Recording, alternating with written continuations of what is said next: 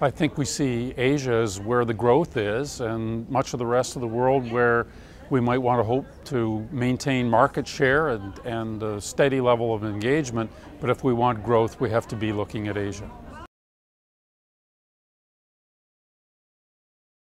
Well, I think it depends on the sector that somebody's in, but you can't understand Asia without going there, and you can't build the kinds of networks and level of trust that you need with Asian interlocutors unless you go and again and again and again.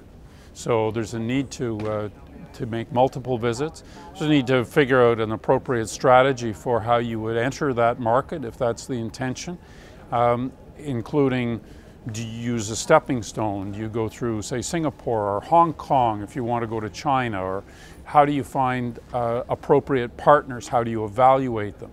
We have Canadian embassies, high commissions, trade officers throughout the region. These are very valuable resources for Canadian business, and they should be drawn upon.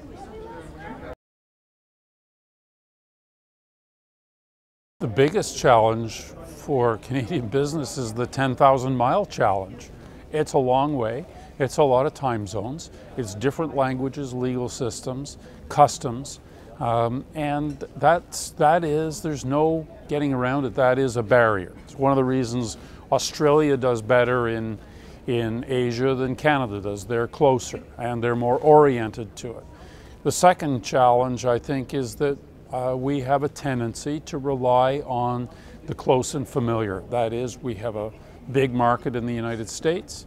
It's close at hand, they speak our language, and it's just familiar to us. We feel more or less at home there. So those are two things that I think have often stuck in the way. But I think fundamentally the attitude of Canadian businesses is changing. I think their orientation is changing. I think for many, particularly medium to large size businesses, are looking to build a platform in Asia that can service them going into the future.